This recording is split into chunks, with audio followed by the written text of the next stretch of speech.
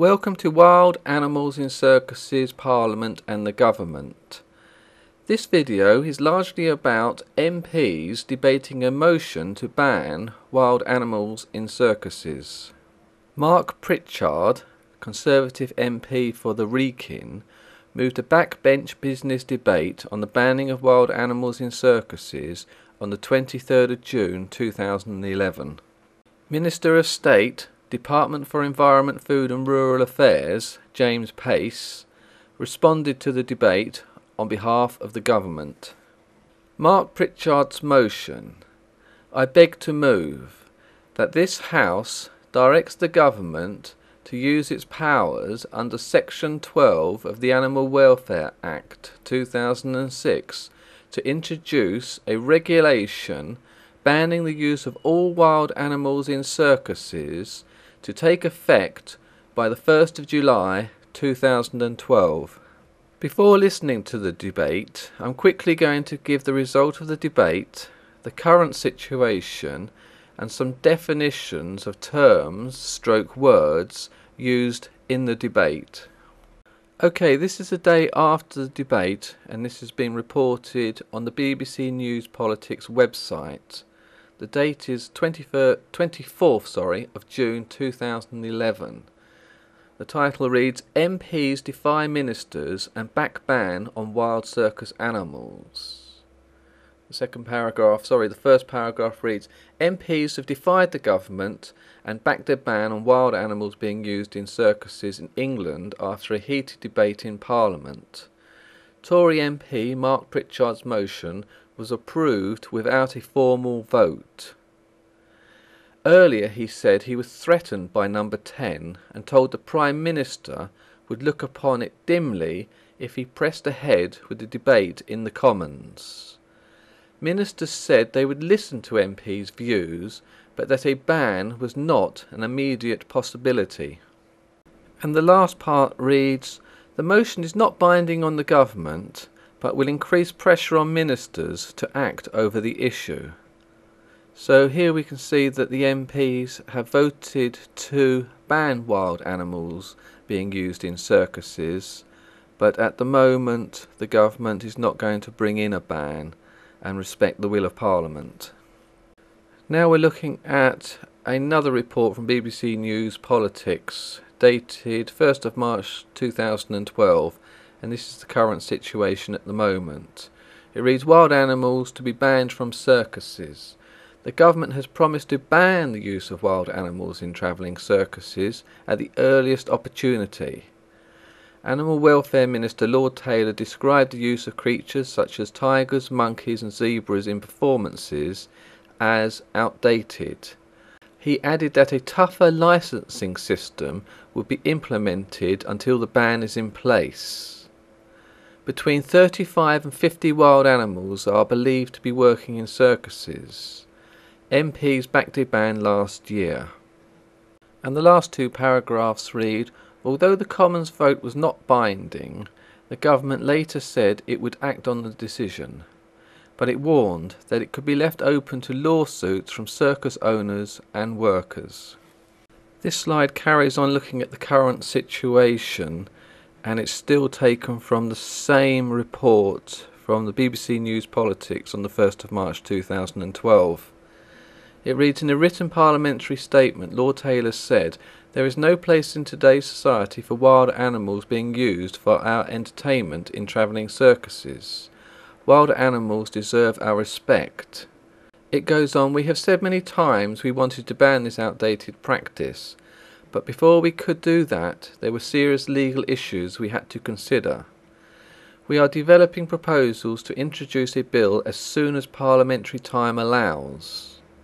In the meantime, we are introducing a circus licensing scheme to ensure decent conditions for wild animals in travelling circuses.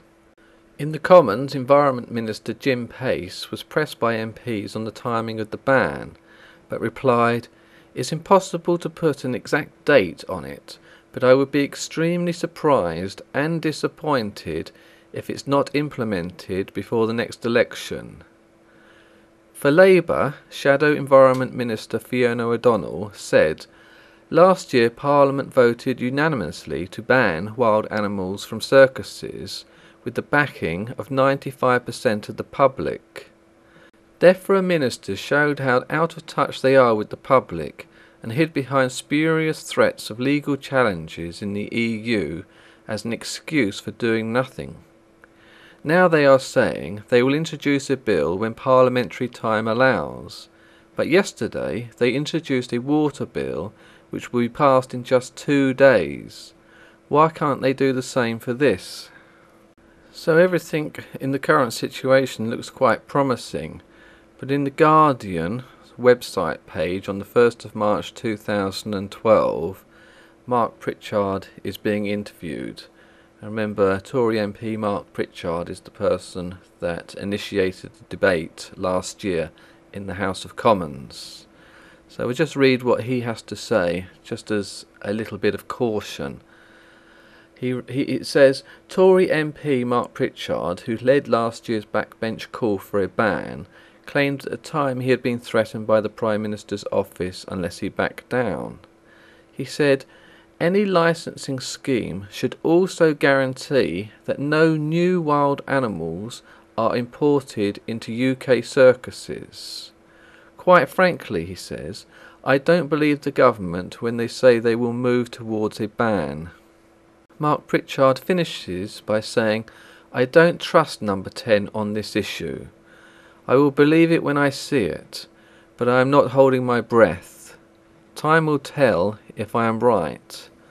So I remember he is a Tory MP, Mark Prichard. If he's a little concerned that the government is just stalling on this issue, I think we still have to keep the pressure up until we actually see a complete ban on wild animals being used in circuses. But now I'm going to move on just to define a few words and terms that will be used in the debate that some people might not know at the moment. In order that you can fully understand the debate that follows this introduction, I'm just going to, as I said, define a few terms. The first terms I'm going to define are Parliament and Government.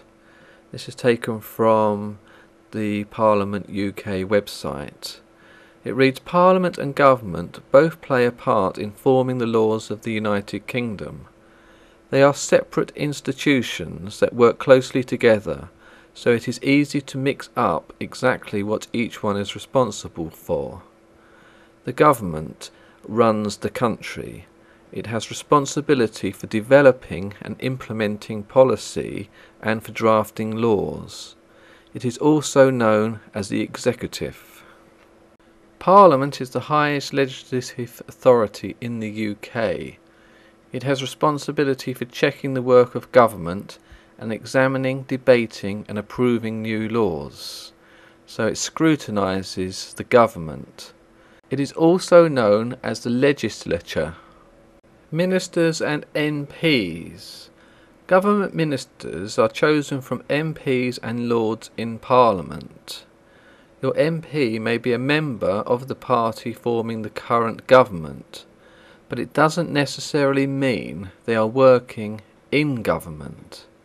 Ministers must regularly respond to oral and written questions from MPs and Lords.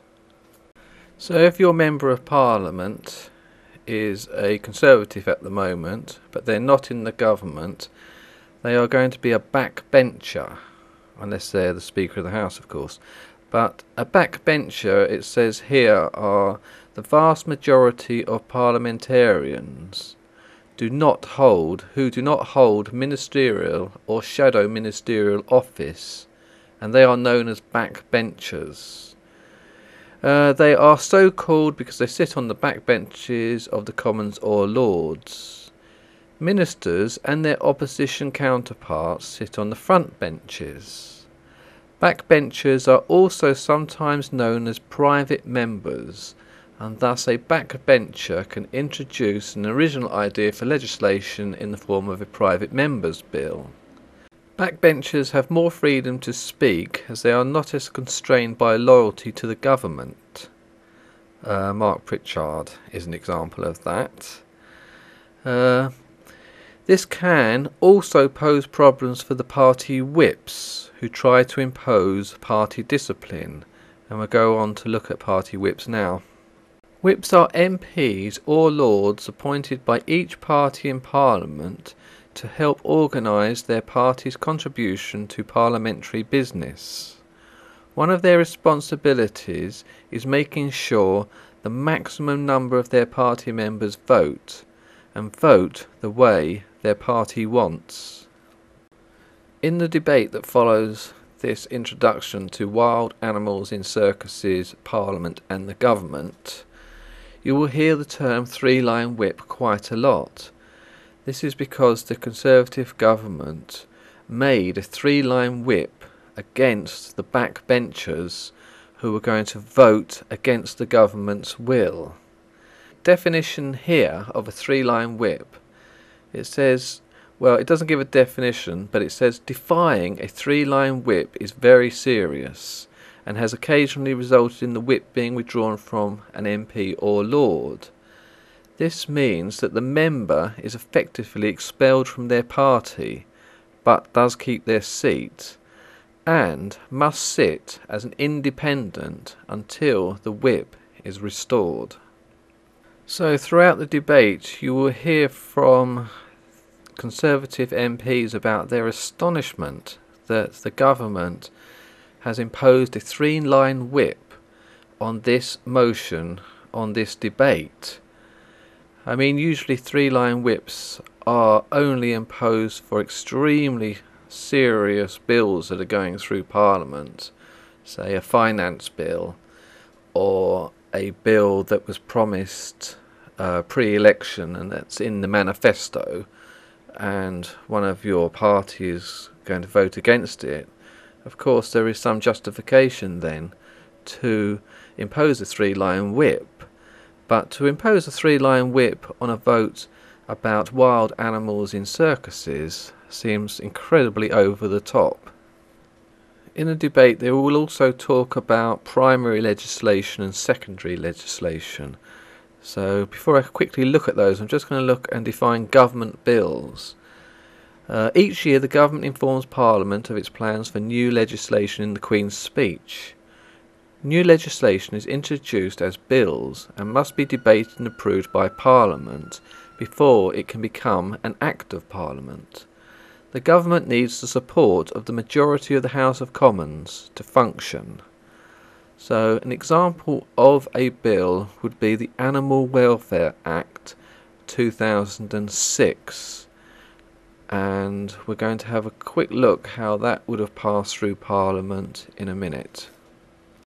The reason I'm having to look at primary and secondary legislation is because throughout the debate MPs argue that the banning of wild animals in circuses could be achieved under Section 12 of the Animal Welfare Act 2006. This Act is an Act of Parliament and is referred to as primary legislation. However, alterations to primary legislation are referred to as secondary legislation. So instead of the long, very long process of instigating a whole new Act of Parliament to ban the use of wild animals in circuses, a ban could in fact be achieved by secondary legislation under Section 12 of the Animal Welfare Act 2006. The next two slides are just a little bit more on secondary legislation. Secondary legislation is sometimes referred to as delegated legislation. Here it just reads, delegated or secondary legislation is usually concerned with detailed changes to the law made under powers from an existing Act of Parliament, i.e. in this case the Animal Welfare Act 2006. It goes on, statutory instruments form the majority of delegated legislation, but it can also include rules or codes of practice. It should be noted that delegated or secondary legislation is instigated by the executive, by government, as we said. The House of Commons, the backbenchers or the parliamentarians don't have the power to change primary legislation. Only the executive, or as it's also known, the government, does. And this last slide on secondary legislation confirms that point. It says delegated legislation allows the government to make changes to a law without needing to push through a completely new Act of Parliament. The original Act, also known as primary legislation, as already explained, would have provisions that allow for future delegated legislation to alter the law to differing degrees. And this is what the backbenchers are arguing in the debate, that the Animal Welfare Act 2006 allows for future changes so that wild animals in circuses can be banned under that act, and that it doesn't need a whole new act to make a ban possible. The penultimate term used in the debate that I'm going to discuss is licensing of circuses. This is what the government would prefer, and I just say this out of control report by Animal Defenders International questions whether a licensing scheme would ever be effective in protecting animals. I mean, most of us realise that inspectors don't really prevent cruelty to animals, and this can be seen by the many undercover investigations in slaughterhouses, in animal experimentation laboratories, and in circuses themselves. So everyone agrees, I believe, except for the government, that this is a discredited way to go forward. And lastly, I would just like to say the difference between wild animals and domesticated animals. The debate is about banning wild animals, and these would include giraffes, camels, tigers, elephants, lions, zebras. However, domesticated animals are not going to be banned under these proposals. Domesticated animals would include horses, dogs and cats. Personally, I'd like to see all animals banned from circuses, because I don't think any animal feels comfortable with so many human beings looking at it, and all the noise and the training, the goading. It's just not nice environment for animals to be, in my opinion. So I've now come to the end of the introduction to wild animals in circuses, Parliament and the government. I hope very much that you enjoy the debate. Most of the members of Parliament credit themselves incredibly well, whether they're from the Conservative Party, the Labour Party or Lib Dems. Caroline Lucas also speaks for the Green Party. I was very impressed by the whole debate, and that is why I'm going to put it up in its entirety. Okay, hope you enjoy it. Bye bye.